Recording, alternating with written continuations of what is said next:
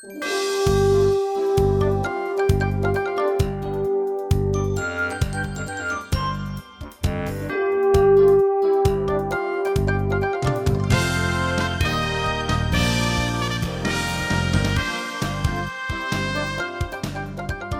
Roman Empire was relatively young when a man named Jesus was born in Bethlehem.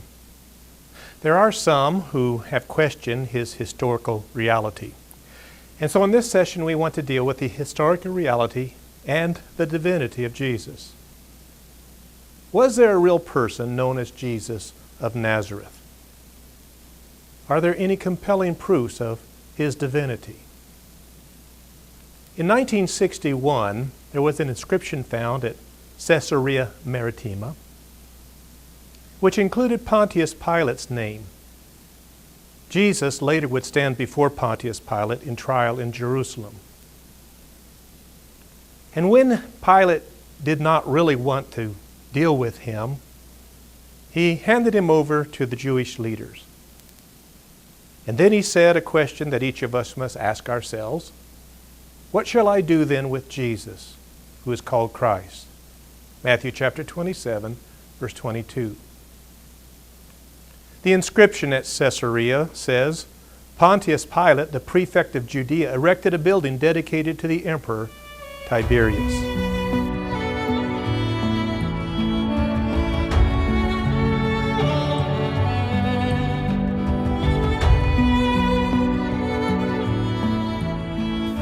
The original inscription is in the Israeli Museum in Jerusalem. Not only do we have this inscription at Caesarea, we also have this coin from Pontius Pilate. He was the procurator for Israel from 26 to 36 AD. Also, a ring has been found at Herodium. This is where Herod the Great is buried. And this ring was found recently, and it perhaps belonged to Pontius Pilate, or could have been one of his soldiers who wore this ring. You might recall in the time between the Testaments, there were some major changes, and Daniel predicted the coming of Christianity and the kingdom of God. Chapter 2 and verse 44, in the time of those kings, the God of heaven will set up a kingdom that will never be destroyed, nor will it be left to another people. It will crush all these kingdoms and bring them to an end, but it will itself endure forever. In Matthew chapter 16, Peter speaks of this kingdom, also known as the church. Later in the book of Daniel, we also have a more detailed prophecy of what would come from these four kingdoms. The two-horned ram that you saw represents the kings of Media and Persia. The shaggy goat is the king of Greece. And the large horn between his eyes is the first king.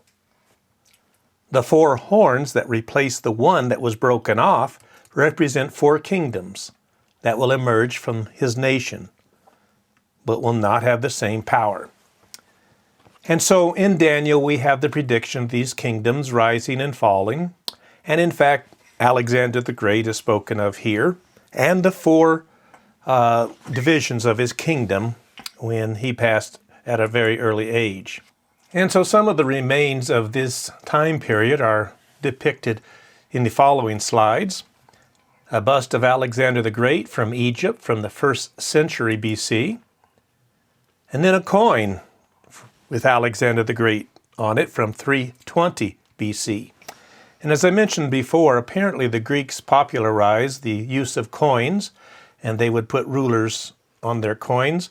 And so it's a great help as we excavate various sites to find coins. We can then determine approximate dates of those sites by the coins that are there. One of his generals and later descendants, Antiochus VII, here from around 138 to 129 BC. As you remember, two primary kingdoms were stronger than the others from the four generals of Alexander the Great that divided his kingdom.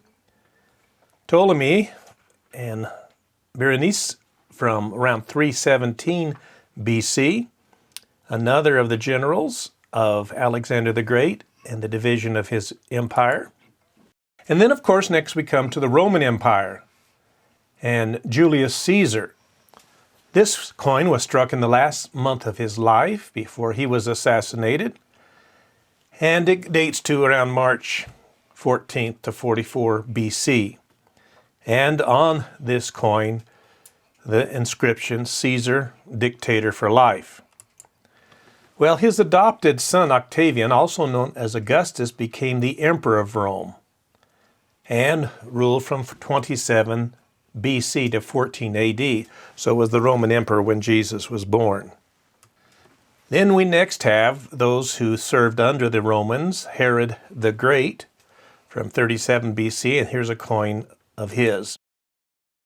During Jesus' time, he was once asked to pay taxes, and this coin is from Tiberius, who was the adopted son of Augustus, the first emperor. This was minted around 16 AD, and probably is a coin like the one that Jesus would have looked at and would have been brought. Herod Agrippa I ruled from 37 to 44 AD, and this is a coin from his reign. You might recall in Acts chapter 12, Herod, who was wearing his royal robes, sat on his throne and delivered a public address to the people. This, by the way, was at Caesarea Maritima. And the people shouted, "This is the voice of a God, not of a man." Immediately, because Herod did not give praise to God, an angel of the Lord struck him down, and he was eaten by worms and died. Acts chapter 12. Interestingly, Josephus recalls this event as well in his book Antiquities. In 44 AD, at a celebration honoring Claudius Caesar, he's dressed in a dazzling silver robe. The people acclaimed him a god, and he does not deny it.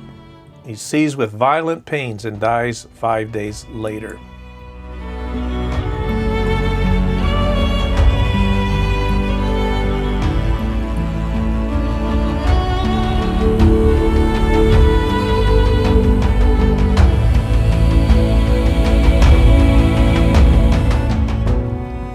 A later ruler, Herod Agrippa II, ruled from 48 to 100 AD.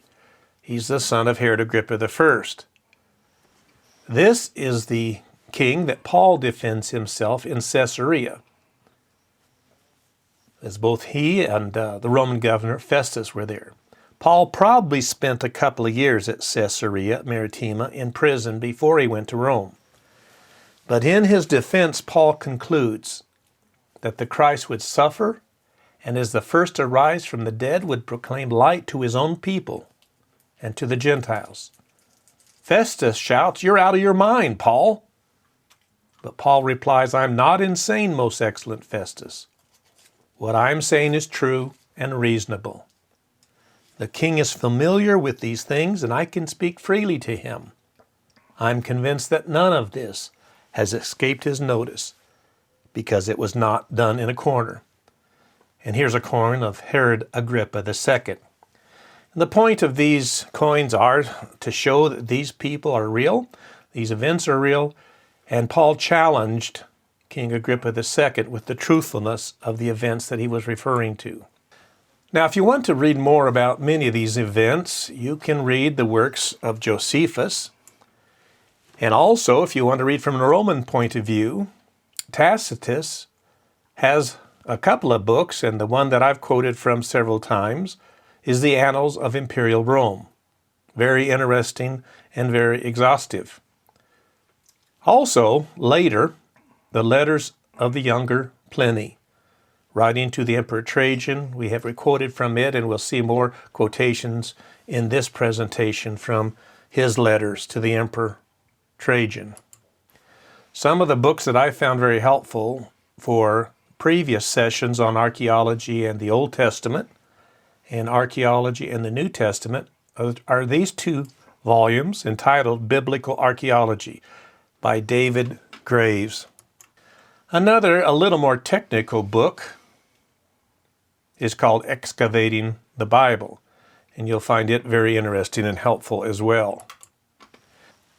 On the topic of how we got the Bible and is our Bible reliable, which we dealt with in the second session, this book by Neil Lightfoot, How We Got the Bible, is very good. And a short book on the New Testament documents by F.F. Bruce. The New Testament documents, Are They Reliable? It's very helpful. And a little more technical, The Text of the New Testament by Bruce Metzger. But in this session, we want to look at some of the writings from both Josephus and Tacitus and the letters of the younger Pliny. You might recall we are looking at the topic of the historicity of Jesus. Did Jesus really live? I want to point out that the alternative would be that everything you've heard about Jesus, everything you've read about Jesus, would have been a fabrication or lie put together by a bunch of individuals or by Jesus himself somehow to delude the world from that point forward. I want to point out how unlikely this is. I think, first of all, none would have done this, and secondly, none could have. The reason none would have fabricated the gospel, the messianic expectations of the time of Jesus were quite different from his understanding and his teachings. The Jews really expected the Messiah, which means the Anointed One, to be a king and to overthrow the Romans and give them independence. For Jesus to come and claim to be a king in a different manner completely baffled and disappointed many of the people.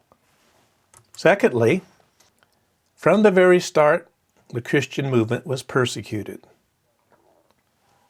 Many of the Jews didn't accept Jesus as the Messiah, and they saw the thousands of people following Jesus, and so they did their best to stop the movement. They were losing their power and prestige.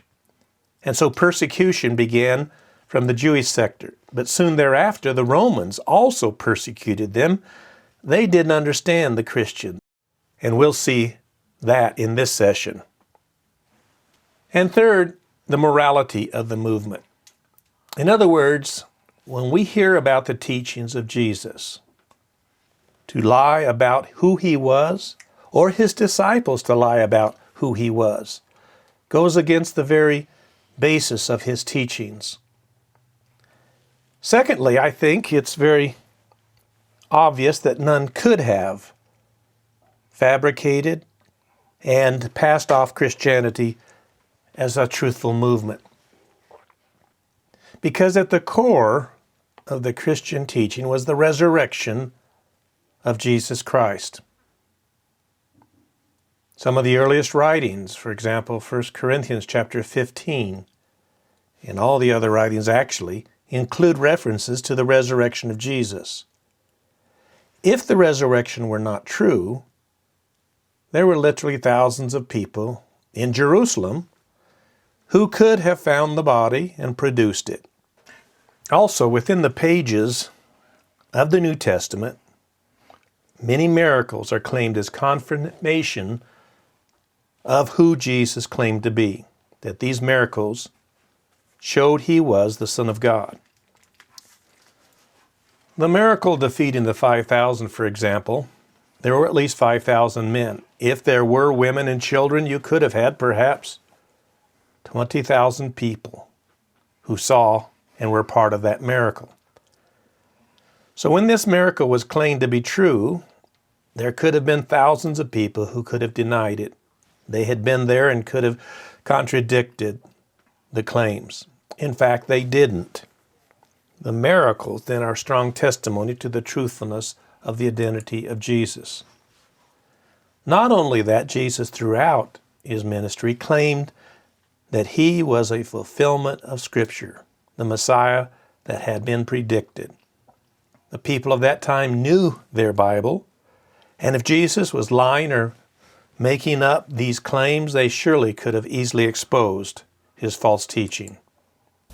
There are several converging and convincing evidential sources that prove beyond reasonable doubt that Jesus was in fact a real person of history. First of all, the early date and widespread circulation of the New Testament documents is proof that he did live. If any of the events or stories in these Gospels were untrue, it could be easily debunked very early, since these documents were widely circulated and widely read. They could have been falsified quite easily. Secondly, accurate biblical and extra-biblical references to real people and places are a strong testimony to the truthfulness of the Gospel records. And third, the persecution of early Christians forced these people to make serious, rational decisions about what they were proposing and what they were giving their lives to. It even indicated that some of the adversaries realized what Jesus and his disciples were claiming for him. There are, in fact, several non-Christian early witnesses to the reality of Jesus of Nazareth. A Roman historian, Tacitus, mentions the early Christians, as does Suetonius and Pliny. Also, there's a Jewish historian named Josephus that mentions Christianity, and a Syrian philosopher named Lucian. First, let's look at Cornelius Tacitus. Tacitus lived from 55 to 120 A.D. He wrote the histories of Rome and the Annals around 116 A.D. During the reign of the Emperor Nero, there was a great fire in Rome. In his earlier part of his career, which began in 54 A.D. and extended until 68 A.D., Nero seemed to be fairly good as a leader, but soon became very arrogant and decided to build himself a great palace. To do that, he had to burn down or have eradicated part of the city of Rome. In 64 A.D., there was a great fire. Most people think Nero had it started. If you were to visit Rome to this day, you can see what is claimed to be a part of his palace. And also there are coins commemorating his reign. But getting back to the fire in Rome, Nero, of course, didn't want to be blamed for starting the fire. In fact, he didn't want as much burned of the city as eventually happened, because the wind came up and fanned the flames and a great deal of the city was burned. So the people were very unhappy, and especially thinking that he had started the fire that had burned down his capital city and many of their homes. So Tacitus writes about this fire. He said, to suppress this rumor that he had started the fire, Nero fabricated scapegoats and punished with every refinement the notoriously depraved Christians, as they were called. Their originator, Christ, had been executed in Tiberius' reign by the governor of Judea, Pontius Pilate. But in spite of this temporary setback, the deadly superstition had broken out afresh, not only in Judea, where the mischief had started, but even in Rome. When these Christians were rounded up, here's what Tacitus said happened. First, Nero's had self-acknowledged Christians arrested. Then, on their information, large numbers of others were condemned. Not so much for incendiarism as for their antisocial tendencies. Their deaths were made farcical. Dressed in wild animal skins, they were torn to pieces by dogs, or crucified, or made into torches to be ignited after dark as substitutes for daylight. There are several interesting and amazing things about this story about the fire in Rome. Number one, that Christians were so well known and they were so numerous in Rome in 64 AD, only a little over 30 years after Christianity began. The emperor knew about them. They were numerous enough to be blamed for this fire. And then their willingness to go for their deaths rather than to give up their faith. Tacitus said, in addition to what we've already read, that Nero provided his gardens for the spectacle, exhibited displays in the circus at which he mingled with the crowd, or stood in a chariot dressed as a charioteer. Despite their guilt as Christians, the ruthless punishment it deserved, the victims were pitied, for it was felt that they were being sacrificed to one man's brutality rather than to the national interest. So this persecution of Christians, brutal as it was not necessarily an empire-wide persecution. And the people themselves of Rome didn't see the necessity of it going as far as it did. But we have in Rome in 64 AD enough Christians willing to die for their faith that it gives great credence to the testimony and the truthfulness of the Christian message. Suetonius is another Roman historian who writes about the same event, the fire in Rome, in 64 AD. And he said punishment by Nero was inflicted on the Christians, a class of men given to a new and mischievous superstition. The Christians obviously weren't well understood by the Romans, but they were well known, and they were persecuted by at least Nero to begin with, and later by other emperors. Suetonius also mentions probably a reference to Christ or Christus in an earlier reference in Claudius' reign.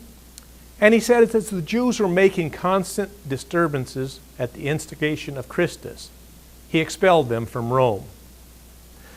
Apparently, Claudius didn't differentiate between the early Christians and the Jewish sect, so he got rid of all the Jews in Rome. This you can read about in Acts chapter 18, this very same incident. Emperor Claudius reigned from 41 to 54 AD. He's mentioned twice in Acts. Once about a famine in chapter 11, verse 28, it occurred.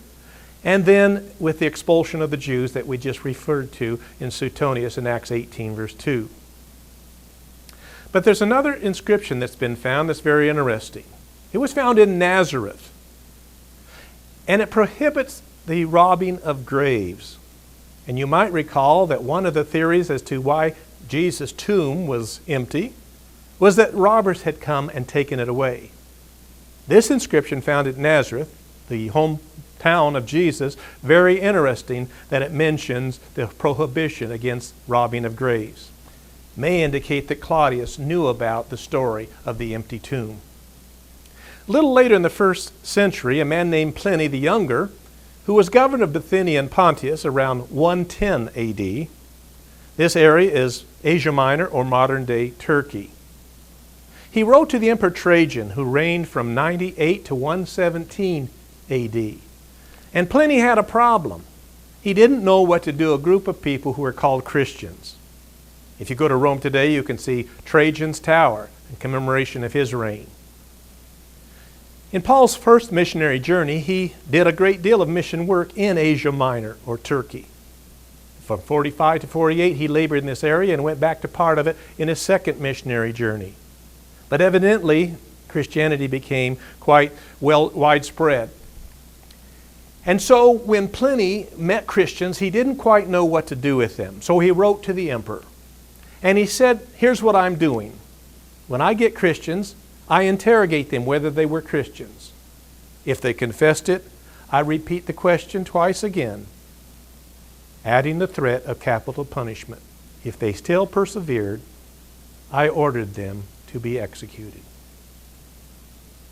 So again, in Asia Minor, or Turkey, very quickly within the first century, there were enough Christians that when Pliny found them, not knowing what to do with them, eventually he would kill them, only asking them 3 times if they were Christians. This certainly indicates the sincerity and the devoutness of these early Christian people. Pliny also said to Trajan, as regards to the widespread nature of Christianity, he said, persons of all ranks and ages and of both sexes are and will be involved in the prosecution. For this contagious superstition is not confined to the cities only, but is spread throughout the villages and rural districts. It seems possible, however, to check and cure it.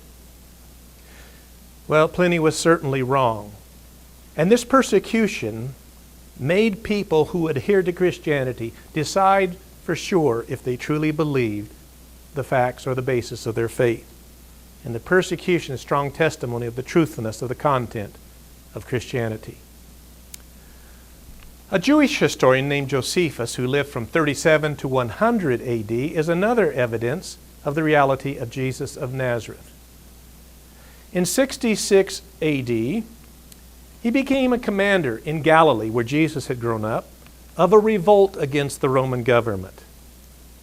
At a city named Jotapata, 40 of his comrades died in a suicide pact. He and another individual were the last ones left, and they decided that had gone far enough. And so they gave themselves up to the Romans. He endeared himself to the Roman emperor by predicting that General Vespasian would become emperor, which he did soon.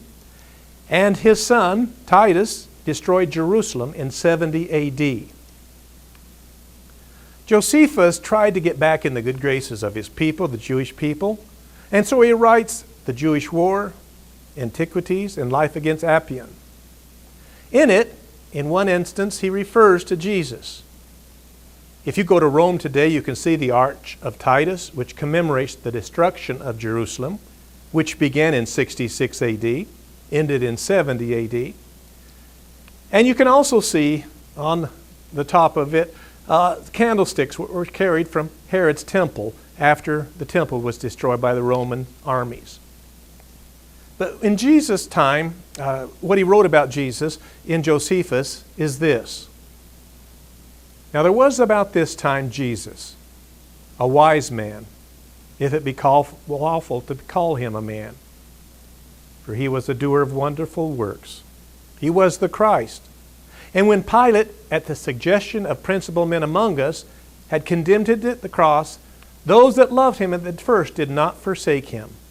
For he appeared to them alive again on the third day, as the divine prophets had foretold these and 10,000 other wonderful things concerning him. And the tribe of Christians, so named for him, are not extinct at this day. Josephus was writing in 93 A.D.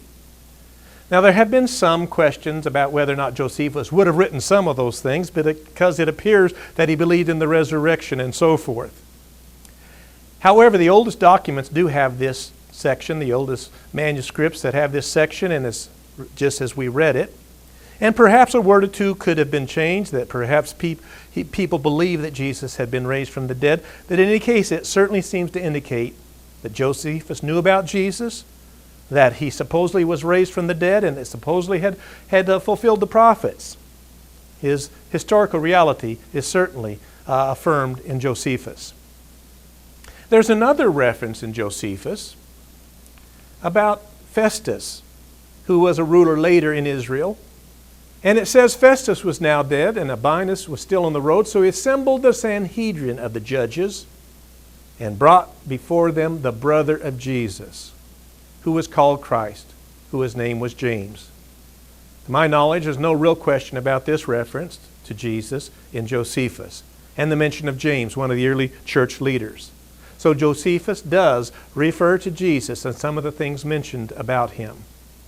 Earlier in this series, when we looked at archaeology and the New Testament during the life of Jesus, I mentioned this James ossuary.